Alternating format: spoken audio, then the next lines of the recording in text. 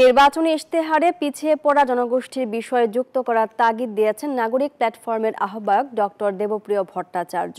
জাতীয় SDG report VNR 2025-এ পিছিয়ে পড়া জনগোষ্ঠীর প্রত্যাশার অন্তর্ভুক্তির অধিবেশনে এসব কথা বলেন তিনি।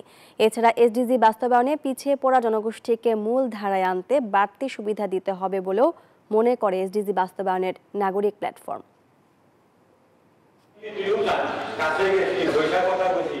দেশে পিছিয়ে পড়া জনগোষ্ঠীর অনেক মানুষ রয়েছেন, বিশেষ করে সমতলের ক্ষুদ্র জাতিসত্তা ও দলিতরা শিক্ষা ক্ষেত্রে কিংবা সামাজিকভাবে অনেক কম সুযোগ সুবিধা পান।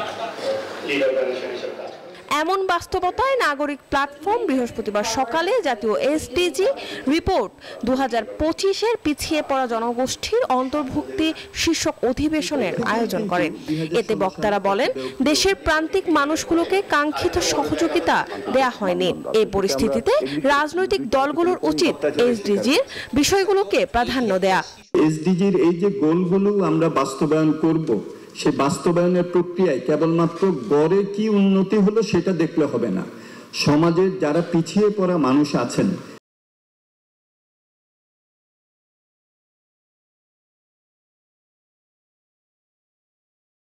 তাদের জন্য কি অগ্রগতি হলো সেটা দেখতে হবে। যে চ্যালেঞ্জ আজকে এই আলোচনার এতগুলো কনসালটেশন যে আজ পর্যন্ত হয়েছে, এই ভয়েসেস আর এই তথ্য আর এই অ্যাসপিরেশন গুলো যাতে আমাদের রিপোর্টে আসে। অনেক ক্ষেত্রে এই পলিসিগুলো কিন্তু বাস্তবায়ন হচ্ছে না, অথবা অনেক ক্ষেত্রে পলিসি নাই। এদিকে ডক্টর দেবপ্রিয় ভট্টাচার্য বলেন, যে সংস্কারে পিছিয়ে পড়া জনগোষ্ঠীর উন্নতি হবে না, সেই সংস্কারের দরকার নেই।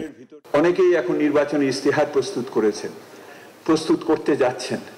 সেই নির্বাচনী প্রতিশ্রুতির ভিতরে যদি প্রতিটি ক্ষেত্রে, যে কথাটা আপনারা আজকে বলেছেন, শিক্ষা হোক, স্বাস্থ্য হোক, জনসেবা হোক, পরিবহন হোক, সেখানে প্রতিটি ক্ষেত্রে আমার পিছিয়ে পড়া মানুষগুলোর কথাগুলো যদি আলগাভাবে না থাকে, তাহলে ওই নির্বাচনী ইশতেহার সম্পূর্ণ হবে আমরা গ্রহণ করব না।